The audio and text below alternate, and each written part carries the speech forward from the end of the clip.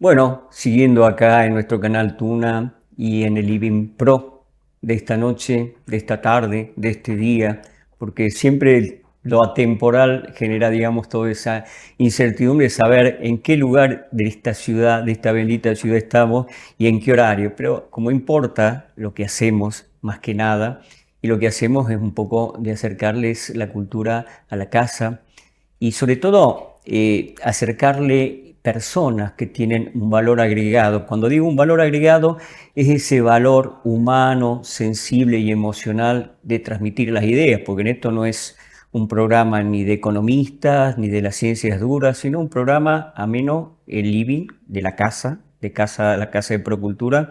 Y como en todo living siempre uno, digamos, se siente a gusto, se saca los zapatos, se sirve un vino, algo, o recibe a los amigos y habla groserías, y bueno, todo sucede en el living, ¿no? De la casa, o en lo que uno dice que es el living. Bueno, este es nuestro living, y esta noche tenemos una invitada especial, porque todos son en definitiva especiales, y nosotros decimos una invitada especial por la sencilla razón de que es especial, aunque suene una redundancia, porque es una mujer que hemos visto muchas veces, y yo personalmente la he visto en diferentes medios, la he escuchado en diferentes medios, seguramente ustedes también la van a reconocer, porque detrás de un medio siempre tiene que haber no solo una persona con una buena predisposición, una buena imagen, sino también una persona con ideas. Estamos hablando de ese grupo de personas con ideas que hace que sea más atrayente un medio de comunicación,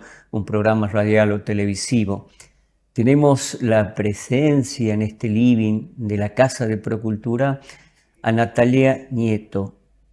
¿Quién es Natalia Nieto? Hola Robert, muchas gracias por la invitación a Procultura, a todo el equipo que te acompaña. ¿Quién soy? Bueno, acá en esta invitación y agradecida, sobre todo periodista, eso es lo que me hace una persona pública aquí en Salta. Así que bueno, básicamente eso, ¿no? Dedicarme al periodismo hace muchos años y por lo demás una persona bastante promedio, normal te diría, O sea, con uno es lo que hace. un, no sé si solamente lo que hace, ya a Ajá. esta altura uno se empieza, O ¿viste?, sea, a que hace, y preguntar, ahí es donde quiero que ahondemos. pero sí, porque en realidad uno es lo que hace porque va con su impronta eligiendo o editando o privilegiando algunos contenidos sobre otros, inclusive no solamente en el trabajo, sino dando prioridades que hacen que, por ejemplo, el entorno que tenga uno sea, si estamos hablando de cultura, de acuerdo a las cosas que a uno, por ejemplo, lo conmueven o algunas cuestiones que puedan hacer que la vida sea más llevadera, por ejemplo, ¿no? Equilibrar. ¿Y cómo es tu día? ¿Cómo comienza tu día? Hace rato me decías, yo me levanto a las 4. Entonces yo pensaba, digo, se acuesta a las 3, no sé, o se despierta a las 2. O sea, viste, es una cosa extraña, Claro, ¿no? y bueno, son, no sé, hábitos, supongo, pero mi día es, yo creo que tengo una vida bastante buena. Soy muy agradecida porque, quiero decir, pude lograr esto de ir acomodando horarios y poder disfrutar de otras cosas y no solo que la vorágine del ¿Tenés día la a día vida te que lleve. querés? Voy teniendo la vida que quiero, Cuesta. eligiendo trabajar como quiero, que es algo muy difícil en la Argentina, muy difícil, y que implica además tener tiempo, por ejemplo, para el ocio, para el entretenimiento, para la cultura, para formarse o para no hacer nada si uno quisiera. Entonces, creo que eso sí es algo bueno. Si uno es consciente, ir acomodándose, no se puede siempre, pero con los años uno creo que va acomodando las prioridades con, bueno, un día, por ejemplo, que el mío empieza muy tempranito porque tengo esa costumbre, el hábito, y disfruto mucho del silencio, de la soledad, de la lectura de esa hora, por ejemplo. Estás sola a esa hora, A no esa hay hora estoy ruidos, no hay despierta nada. sola, sí. Entonces hay un trecho, 4:30, 5, 5:30, hasta las 7 que trabajo, leo, repaso, un poquito, tampoco es tanto, Ujú. y de ahí empieza la vida cotidiana, movimiento, niñito en la escuela, trabajo en la radio, ahí ya me voy hasta la radio Aries, donde estamos haciendo N&N hasta las 11 de la mañana, entonces de ahí se van acomodando momentos de más trabajo, pero también momentos de esparcimiento que me permito a esta altura porque digo, muchos años fueron años de horas y horas, de más de 12 horas de trabajo, muchas veces porque es la realidad en la Argentina, y no te permitía por ahí hacer esos pequeños tiempitos en lo que vos decís, me desconecto y disfruto, por ejemplo, de la lectura o disfruto de pintar. porque hace unos años, por ejemplo, descubrí la pintura, Mira vos. que es algo que me gusta como una forma, te diría, como un cable a tierra, ¿no? Porque a mí me abstrae, me concentro en eso y Claro, bueno, te saca de la claro, rutina también, ¿no? sí, sí, sí. Dicen que el temperamento de una persona se mide por las pasiones. ¿Cuáles son tus pasiones, tus grandes pasiones? Porque hay que ser muy apasionado en una época y en un país como el que estamos, ¿no? Sí, por supuesto. Bueno, tengo la suerte de poder vivir de lo que amo y de mi pasión, que es el periodismo. Tengo la fortuna de haber trabajado siempre de eso, o sea, siempre desde los 16 años, primero informalmente porque era parte de la práctica, pero hace más de 30 años que vivo de esto y me apasiona y muchas veces, viste, como puede pasar en otros ámbitos, en otras profesiones, en otros oficios, hay momentos que decía en serio quiero seguir haciendo esto por distintas circunstancias, ¿no? Porque no es uno de los oficios más sencillos, digo, para poder ser previsor en tu vida, por ejemplo, organizarte.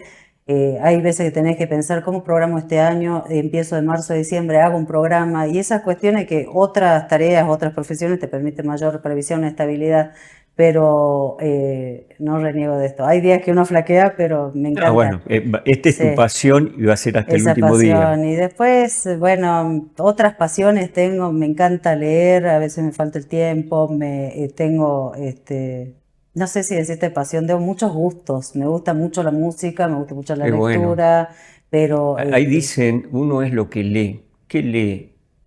y depende, ¿no? Depende. Hace poco leí, por ejemplo, un libro, te cuento que en casa, en mi familia, mis padres, mis hermanos, siempre fuimos muy lectores, Qué bueno. muy, o sea, teníamos la biblioteca. ¿Cuántos hermanos son ustedes? Somos tres hermanos, una gemela y un hermano mayor.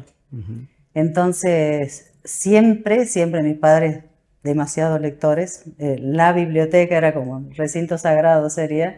De hecho, había inclusive libros que no se podía acceder. Y de hecho, mira, Mm. algo gracioso te voy a contar de cuánto me gustaba la lectura. Cuando era chiquita, por ejemplo, era muy curiosa, ¿no?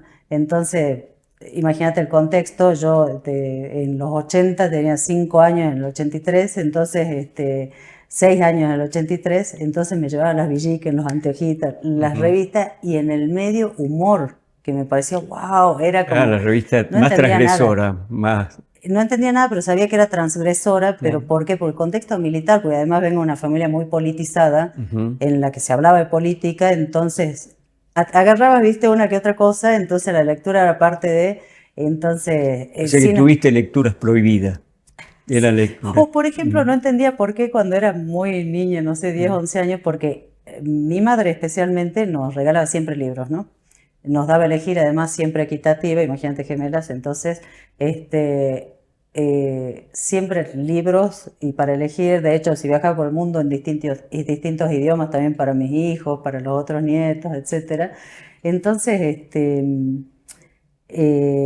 era parte de nuestra vida, era parte de los intereses, nos gustaba leer, entonces una vez me Y tu acuerdo mamá que, te regalaba libros permanentemente. sí, siempre, Ujú. o sea, era esperar que volviera, por ejemplo, de trabajar al centro, ¿y qué trajiste? Decía, Mm. derecha o izquierda, y una de las dos elegía, un libro, le tocaba, eran dos libros distintos, bueno. Pero la cuestión es que, por ejemplo, una vez me acuerdo, voy y saco un libro porque como cuando se nos agotaban los nuestros, wow, entramos a la biblioteca, Mm. saco un libro. ¿Qué haces con ese libro? Uno es Henry Miller. Henry Miller, En mi trópico. ingenuidad, ese no es para vos. Mm. Así que bueno, pero había de todo, sobre todo Y había libertad seguramente para... mucha libertad, mucho debate con nuestros padres, que era muchísimo eso, había mucha ciencia ficción, mucha ciencia, mucha literatura. ¿Extrañas algo de eso? Los tengo a mano a todos los libros, a toda, o sea, toda esa ¿Y tus biblioteca siempre. padres, esos diálogos, esas discusiones? Los tengo con mi madre todavía, mi padre ya falleció, pero de hecho, mira, porque viste que es que te diría que pensar qué libros tenés en la mesa de luz habitualmente. Bueno, tengo uno ahora que es de mi marido, tengo Ujú. otro que me lo regaló mi padre y otro me regaló mi madre, de lo que leí recientemente que me preguntabas, uno muy lindo, soy mala recordando los títulos, pero de un autor japonés. Murakami. No, no, no, no, a él lo leí también, pero no es otro autor en el que habla del alma del violín y cuenta Ujú. la historia de la guerra con China, algunas cuestiones de cómo el arte justamente puede mantener ese vínculo con el padre de un niño que sobrevive solo con el violín del padre, que era un luthier. Claro. Y logra recuperar con el trabajo de toda su vida el alma del violín que habían destrozado los soldados que fueron a llevarse al padre. Bueno, muy conmovedor, muy lindo. ¿Cuáles fueron los libros que marcaron así que vos decís, esto fue un antes y un después? Y no sé, yo creo que hay muchos libros que en la adolescencia me marcaron y me gustaron, o chiquita en todo caso, porque leía mucho, qué sé yo, a los 11, 12 años leer Momo, o leer, por ejemplo, sí, a Hermann Hesse en la adolescencia, me gustó mucho, y leíamos de todo, ¿no? Pero que me hayan marcado así, hay chiquitita a los 9 años mi planta de naranja lima, ¿viste? Cuando lo lees muchas veces. De Vasconcelos. Pero después, no, fue muy vasta la lectura en general. Pero bueno, mi padre, por ejemplo, era un gran lector de Borges. Imagínate, tenía las conferencias en cassette. Claro, Las claro, escuchaba sí. aparte de haberlo leído todo. Él se dedicaba al psicoanálisis, entonces, bueno, tenía cierta vinculación. Era psicoanalista. No ejerció, pero sí estudió psicología y especialmente psicoanálisis, así que su pasión iba por ahí. Gran bueno. lector también. Y mi madre, ella es doctora en antropología y también una gran lectora. O sea que tenés una buena base dentro de la familia porque no todos gozan de No, no es que de ese abono familiar, ¿no? yo siento que fui, pero ¿sabes qué? Muy afortunada. O sea, pero inclusive ya cuando era niña notaba que era diferente, porque que era diferente en nuestro contexto, Claro, digo, claro. los intereses, nuestra familia, etcétera. Y sí también vinculadas con el arte, porque mi abuela materna era artista, ella no solo componía música, no vivía acá en Salta, ¿no? En Jujuy, Mercedes Estanislada Beltrán. Pintaba y también hacía escultura, menos lo de ella era la pintura, ¿no? Entonces, a mí me impactó mucho, por ejemplo, en mi infancia, mi madre le regaló unos libros a mi abuela, le trajo unos libros enormes, colecciones con obras, viste, qué lindas que son las que tienen bueno, la historia, la biografía, uno de Picasso, que mi abuela amaba la etapa cubista de él, y otro sobre Frida Kahlo, que yo era niña y me impactó tanto Frida, la obra de Frida Kahlo, la historia, y bueno, y así es como que estuvimos como siempre vinculados de alguna forma, no directamente, pero estábamos ¿Y tu cerca. educación fue pública o privada? Siempre pública. La Desde la universidad primaria también. Salvo algún atisbo de derecho que quise hacer en unos añitos en la Universidad Católica, todo lo demás fue público. Y también la escuela primaria y la escuela secundaria, que para mí es importante mencionarlo ya que estamos hablando de cultura, el IEM, el Instituto de Educación Media de la UNSA, donde se respiraba esto que te diría que era Claro. la misma, el fomento a la creatividad, a la crítica, a la Claro, libertad. fue un programa y un proyecto y un semillero enorme, ¿no? Mucha gente que salió Muy de ahí. interesante. Y los docentes que tenía. Qué lástima que eso se haya ido perdiendo, ¿no? En el tiempo. Sí. Pero bueno, uno Pero veo dicen, que hacen ¿no? un esfuerzo muy importante, ¿no? Justamente ayer leí una entrevista al director del IEM que cumplió un año de gestión, hacen un esfuerzo enorme, inclusive porque los chicos puedan acceder a talleres de banda, puedan hacer música, puedan hacer arte, siempre tuvimos esas posibilidades, pero el contexto hoy con el financiamiento universitario restringido el presupuesto. es diferente, pero se hace un esfuerzo por seguir sosteniendo ese tipo de actividades. Siempre se dice que uno es un animal político, ¿verdad? No sé si vos estás de acuerdo. ¿Cómo fue tu formación, tu filiación política? ¿Tenés, no la tenés? ¿La fuiste abandonando? Sí, creo que todos somos personas políticas, inclusive aquel que dice que es apolítico, está marcando una posición política. Todos tenemos posiciones, inclusive desde mi oficio, desde mi profesión, creo que no podemos nunca, nadie decir que somos objetivos, porque desde el momento que elegimos a quién entrevistar, qué preguntar, estamos siendo subjetivos y estamos dejando que, por supuesto, esté nuestra impronta, ¿no? Sí. Me interesa la política y me gusta entenderla y me gusta saber de política porque en definitiva ahí están la mayoría de las decisiones, ¿no? Entonces quiero saber, sobre todo como ciudadana, qué pasa. ¿Has tenido un ejercicio político alguna vez, una afiliación directa? No. Sí vengo de una familia, te decía, con mucha discusión política, inclusive un padre cuyo padre fue radical, o sea, mi abuelo, Ujú. tanto es así que le puso Leandro Hipólito como Ah, claro. nombres, pero mi padre no se quedó todo el tiempo en el radicalismo, renegó en algún momento en lo que devino, entonces, pero sí amaba mucho la política, además de haber tenido nosotros un tío desaparecido por unos años, en la época de la dictadura, que afortunadamente está bien, pero implicaba discusiones que tal vez en otras familias no había. Claro. Entonces, la política siempre estuvo presente y en mi trabajo está presente y me interesa sobre todo porque está imbuida de todo y todos tenemos posiciones políticas que no necesariamente son partidarias. Yo Claro. soy militante, lo puedo decir así, de abordar, por ejemplo, el periodismo con perspectiva de derecho. Entonces, ahí sí me puedo definir como una militante. Que es el más difícil, sobre todo, ese tipo de periodismo, ¿no? Porque el que más confronta, el que más exige, el que más demanda tiempo, investigación, ¿no? Claro, claro, sobre todo porque ahora, el año pasado cuando empezamos con N&N, también empezamos con otro proyecto que terminó fusionándose, que es Ciudadana Comunicación, que es una agencia de periodismo de datos, que es lo más difícil, o sea, dedicarle tantas horas y tanto Claro. tiempo. Entonces, los 4 integrantes lo que hacemos es elegir temas y cada uno investiga sobre ese tema con datos duros. No hay nada de opinión, datos duros. Por ejemplo, este último informe fue el de Silvia Noviaski con datos tremendos acerca de la incidencia del suicidio en Salta. Cada un día y medio se suicida una persona en Salta. Entonces están Datos todos los de datos. hoy, estadísticos. Hoy, a Ajá. hoy, esto está pasando hoy en Salta. Es la tercera provincia con mayor cantidad de suicidios.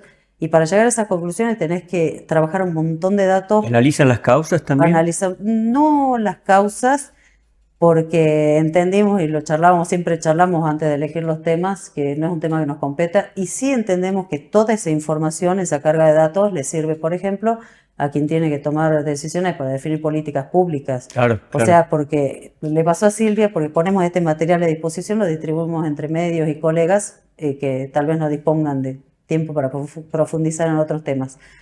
Le preguntaban a ella las causas y ella decía, escapa, con toda esta información se puede hacer datos concretísimos. Por ejemplo, cuestión de género, de 10 personas que se suicidan, 8 son varones. Entonces, apuntar a políticas públicas que traten de detectar La algunas problemática, causas, qué claro. problemática, Ujú. cuánto inciden algunas cuestiones que generan mayor presión en los varones, menor resistencia tal vez a la frustración, muchas cosas. Además, ese tipo de periodismo que enciende las alarmas, pero hay que saberlas leer, interpretar y de algún modo comprometer a los organismos pertinentes, ¿no? En ese Sí. caso. Ahora, nos vamos yendo un poquitito a la parte tuya profesional. Vos sos una mujer de radio y te sentís bien haciendo radio, sos una mujer de la televisión y te gusta hacer televisión, o qué Y lección tenés ahí. mira, me pasó algo muy gracioso porque cuando vivía en la Patagonia, a los 19 años trabajaba en un diario. Se llamaba La Voz de Santa Cruz, ya no existe. Eh, Han quedado sin voz entonces. sí, ahí terminó. Yo amaba la redacción, amaba el diario, me encantaba hasta la posibilidad de poder armar mi página, diseñarla y todo lo demás, porque teníamos esa posibilidad con unos equipos bárbaros. Y tenía un amigo en ese momento que me decía, vos porque no te picó el bichito de la radio. No, a mí déjame con gráfica, Ujú. hasta que empecé a hacer radio.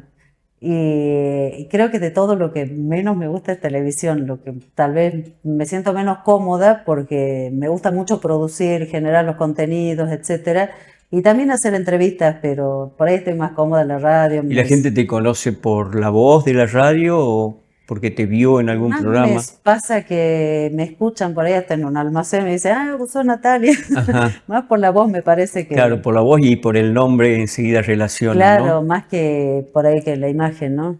Pero sí, me siento más cómoda Con la radio. produciendo, escribiendo, sí. ¿Qué tuviste más? ¿Elecciones, renuncias, propuestas a lo largo de tu vida periodística? Ahí otra vez me vuelvo a sentir muy afortunada porque no me faltó un día de trabajo. Entonces elegiste, fueron elecciones tuyas. Pude elegir, pero desde que trabajo no me faltó jamás el trabajo. De hecho, cuando venía de la Patagonia, me llamaron de Salta para ofrecerme trabajo, cuando tenía ya unos 21, 22 años, unos años después, 22 años, Y yo hasta dudaba de esta propuesta. Llegué un jueves, el lunes siguiente fui a la entrevista y tenía ese trabajo, entonces terminé ese trabajo y a los 2 días, porque justo ese mismo día que terminaba esa etapa en un medio, me habían llamado de otro, entonces hubo un momento inclusive que pude elegir, te da la posibilidad, te digo que es muy tentador inclusive muchas veces cuando te ofrecen, viste, cosas que decís, bueno, acá no sé, ser funcionaria, ser diputada, me ofrecieron algunos cargos, y voy a decir, uy, qué bueno que, y no, o sea, si hago lo O sea, otro, tuviste más oportunidades que rechazos. sí, sí, soy muy agradecida por Definamos eso. un poquitito cuál es el rol o cuál debiera ser el rol de los medios de comunicación hoy. Y el primero y principal siempre informar y no subestimar a la audiencia, me parece. Este, informar con la verdad, informar con datos, informar con precisión, porque nos pasó, vos sabés que hace muy poco, la semana pasada, ver una noticia cruenta, horrible, tremenda, noticia en un portal de noticias de Chaco sobre Salta, hasta con imágenes de la policía salteña, que era tremenda.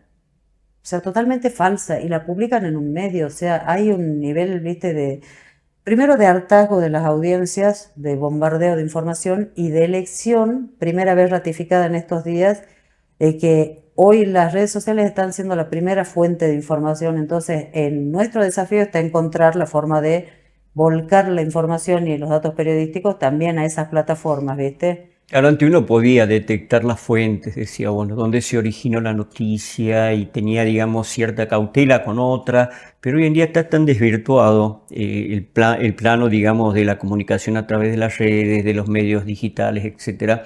Y vos estabas, por ejemplo, yo abro hoy y el Google dice, renunció tal persona. O sea, en el Google tiene una noticia ya que no está, digamos, comprobada ni sucedió y tiene, o sale otro diciendo se murió el padre de alguien que es de un futbolista o de alguien, y se genera todo un conflicto a partir de una noticia falsa, y ahí es donde nos damos cuenta el estado de confusión que también viven los medios y que generan los Sí, sí, medios, sí, ¿no? sí, de bombardeo y de cosas que ahí nos invita a pensar a nosotros como audiencias qué estamos eligiendo, ¿no? Cómo nos estamos informando, cómo hacemos. Habitual en ciertos grupos ver que TikTok es la fuente de información, hasta te dan instrucciones de salud y vos decís en serio, o sea, podés entregarte ¿Alguna vez tanto. te bajaron línea de arriba para determinar la información, el límite, la capacidad de decir algo? No así, me pasaron algunas cosas como que el propio director de la radio hiciera editoriales en contra mío y de mi compañero, pero eh, por el contrario, pedirme que no hablara de algo, no. Nunca. No, afortunadamente trabajé siempre con mucha libertad. Bueno, creo que eso se nota un poco en el trabajo, el hecho de poder trabajar cómoda y hacer las preguntas que uno quiere Claro. hacer y manejar las entrevistas, etcétera. Ahora te pregunto, Natalia, algo que por ahí, o sea, la otra vez lo preguntamos a un comunicador también de muchos años, que es un poco analizar la situación de los medios en Salta a través de la historia, la evolución inclusive, y le preguntaban por qué es tan pobre la producción de medios en Salta en cuanto, en general, ¿no? Sí. Si es debate, si es investigación, si es programa de entretenimiento, ¿por qué hay tanta pobreza, tanta poca formación, Hay, expectativa? mira, tenés dos cosas que hay, por una parte, en algún momento yo casi caigo en eso de sentir, che, quiero ver colegas nuevos que tengan sangre en las venas, que les guste, y hay muy buenos periodistas y también hay mucha gente precarizada, que hace que el producto termine siendo lo peor posible. ¿En qué Claro, sentido? Tenés un círculo vicioso y muy pernicioso, que es el que viene de hace décadas, que es el de la pauta. Pautas del Estado, fueran claro, municipales, provinciales, nacionales, que hacen que, porque los privados no aportan en Salta. Es muy difícil, o sea, hay medios que tienen publicidad privada, pero no hay una práctica como sí sucede en medios que son por ahí de ciudades más grandes, ¿no? Como pasa en Buenos Aires o en otras, no hay una práctica de apoyar a todos los medios o el periodismo o a entender también el peso de la publicidad, ¿no? Entonces, eso hace que encontremos colegas que están con el famoso multitasking, que no es nada bueno, desde tener colgado un micrófono, la cámara, el tener que llegar volando y editar y hacer una cámara, no sé, que se entreviste el mismo con el entrevistado, que se pueda tomar el mismo, digo, después editar, bajar para la web, editar fotos si hace falta y es todo por el mismo precio. Entonces, a veces te encontrás colegas que en realidad directamente facturan al gobierno porque ese medio no les paga un sueldo y eso no se sabe. O sea, el televidente, el oyente que por ahí está viendo, y eso pasa también. Hay Tampoco pocos, no, hay medios serios y hay muchos medios serios, varios y grandes en Salta, pero no todos son iguales y han proliferado porque hay una posibilidad de que cualquiera de nosotros haga medios, o sea, somos igual muy accesible ahora, por ejemplo, en redes sociales, pero el tema es cómo se distribuyen los ingresos o cómo se distribuye la pauta y a qué se apuesta cuando se quiere apostar a la construcción de medios y qué hacen también los dueños de medios con los ingresos que tienen, ¿no? Si se pagan buenos sueldos o se reinvierte por ahí, Natalia, tengo la sensación también de que la ley de medios, como la ley de sistema educativo, de transformación o de reforma educativa, ha fracasado y han venido fracasando durante muchas décadas. La ley de medio sirvió. No, no estoy tan segura. Sí ayudó un poco para, sobre todo para discutir, ¿no? Cómo funcionan los medios. Me parece interesante que también el público, porque para mí el público no es solo público o audiencia, es ciudadanía y es electorado. Claro. O sea, lo que le estamos contando a quienes estamos en los medios, estamos diciéndoselo a una persona que va a votar, a un ciudadano que tiene derechos. Entonces, por eso creo que es de mucha responsabilidad la tarea que tenemos. Pero creo en todo caso que, bueno, esto que tiene que ver con la calidad de los medios y con el interés también de la audiencia, tiene que ver con el momento, ¿no? Social, político, o sea, no perdamos de vista también que de arriba para abajo se legitima desde el presidente Milei para abajo esto de que no odiamos suficiente a los periodistas porque en definitiva si supone que el 95% de los periodistas somos corruptos, de lo peor, es porque ese 5% tal vez sea el que es condescendiente, no, no lo entiendo, porque en definitiva lo que le hace mal a este gobierno es que se hayan conocido, porque la mayoría de los hechos de corrupción, de posible corrupción, de fuga de capitales, de decisiones que se tomaron, viste, antes de llegar al Congreso con negociaciones muy intrincadas y muy turbias, todo eso trasciende por el periodismo, eso es lo que no se quiere que se sepa, Claro. pero a la vez se hace que la sociedad pierda el respeto también, ¿no? A los periodistas, que nos traten de ensobrados, que entonces hay una tensión muy delicada, digo, para lograr que al público le interese y a nosotros también nos exige mucho más, ¿no? Nos exige ser más respetuosos con nuestro oficio y profesión. Cuando yo decía, estamos hablando con una mujer inteligente, podríamos estar hablando cuando uno encuentra esos diálogos tan sustanciales, podría pasar horas hablando y seguramente a ustedes les gustaría que nosotros sigamos dialogando porque es la fuente de todo crecimiento, ¿no? Y de todo conocimiento, pero bueno, nos estamos acercando un poquito al final y nos vamos a volver un poco más precisos, vamos a hacer un poco de futurología en el contexto de opiniones. ¿Cuál es el destino de este país? Eh, Mira en lo que pedís precisión, justamente. Pues vos sos inteligente. Mira, es que ya con los ciclos que vengo viendo, solo si pensamos en la historia contemporánea del 83 de esta parte, me resulta muy difícil entendernos a los argentinos como definitivamente vamos siendo una sociedad, un pueblo cíclico con respecto de los gobiernos y cómo eso hace que vamos probando una cosa que llega hasta el fondo un modelo, supongo que no sirve, vamos a otro y no hay Es política como el mito de pública. Sísifo, ¿no? O sea, levantamos las piedras, Sí, después vuelve a caer, después volvemos a hacer un esfuerzo y nunca sí. terminamos de salir de ese Es círculo. como que yo muchas veces pienso en cómo quedamos entrampados los argentinos en esto. en serio pienso muchas veces en qué nos falta como sociedad para exigirle más a nuestros gobernantes o a quienes toman las decisiones. No quiero poner las tintas solo en los funcionarios, porque en realidad tenés tres poderes del Estado donde están los legisladores, el Poder Judicial que hace lo propio también, que no colabora, digo, para lograr mantener un funcionamiento de una república saludable. O sea, podemos decir que los argentinos venimos repitiendo los mismos errores y no estamos aprendiendo de los mismos errores. Y sí, podríamos decir eso, porque si te fijas en todo lo que le reclamamos a distintas dirigencias, inclusive la sindical, suponete, le estamos pidiendo a la política que se renueve, que se modifique, y Y estamos viendo que volvemos. otros líderes hacen lo mismo que hacen todos los demás. Entonces, viste, es como que está medio roto todo. ¿Y en qué fallamos? Fallamos en la elección, fallamos en la confianza, fallamos en la auditoría, en los controles. ¿En qué fallamos los argentinos para que esto se revierta de algún modo? Eh, no sé decir en qué Que nos fallamos, eduquemos pero más, que pensemos mejor, que leamos, no sé.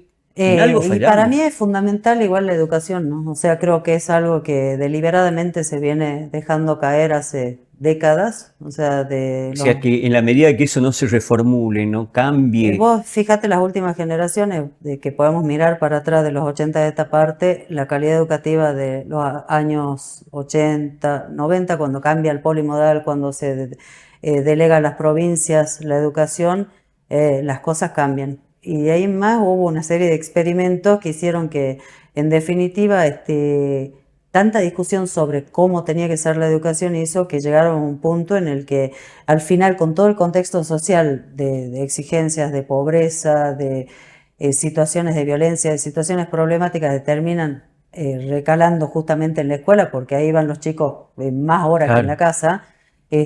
Termina el equipo educativo resolviendo también otras cuestiones y no concentrándose solo en lo educativo. Entonces hay un montón de factores que hacen que se debilite, inclusive pensar, a mí me entristece mucho pensar en muchos jóvenes que tal vez no tengan un proyecto de vida y que piensen en seguir adelante zafando. O sea, voy yendo y veo que sale.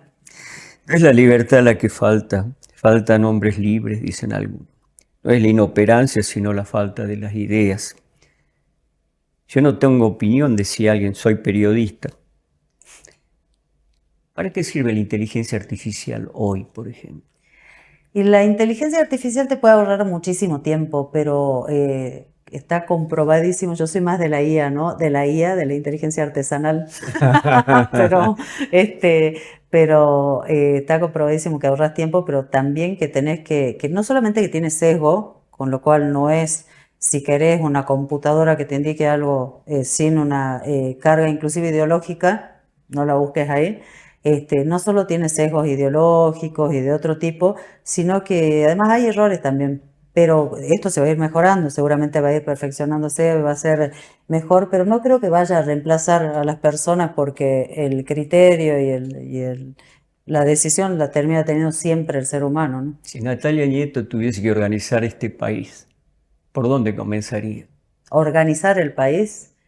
eh, ¿Por la casa, por la escuela, por el campo, por la eh, justicia? yo tengo la idea, no tiene nada que ver con este contexto que me planteas, pero entiendo como ciudadana y como participante de una comunidad que si vos desde tu entorno, desde lo más chiquito, tejer redes que te permitan mantener y mejorar ese entorno, y si todos en estas pequeñas células hiciéramos esto, imagínate el país que tuviéramos, ¿no? Si todos pensáramos y de ahí tal vez extender ese tipo de redes, pensar en la ciudad, pensar en otro tipo de situaciones, creo que tener mayor compromiso ciudadano y otras actitudes también mejorarían las cosas, ¿no? Más compromiso, más participación, me parece que eso puede ser bueno también. Bueno, siempre cerramos un poco este diálogo. Bueno, en este caso creo que vamos a caer en una redundancia. ¿Sos feliz? Sí, soy feliz y agradecida, porque con todas las dificultades estoy segura que todos, nuestras familias, no sé, el equipo técnico, vos, yo, todos tenemos una que otra cosa que nos preocupa, seguro. Sobre todo soy agradecida y me parece que eso es lo que hace que uno se sienta feliz cuando puede ver que sí tiene mucho como esto que te decía al principio, algunos tiempos que otras personas no tienen, por ejemplo, todo eso yo lo valoro mucho. Así que soy una persona feliz y agradecida. Bueno, usted le escuchó durante todo este diálogo acá en el living de Tuna TV, el living de Procultura. Disfrutamos, muy bonito y muy lindo hablar y escuchar algunas cosas que nos hacen sentir mejor como ciudadanos, como receptores de los medios, como productores de los medios, que seguimos también haciendo lo que nos gusta. Así que muchas gracias y nos vemos el próximo encuentro en este Living Pro.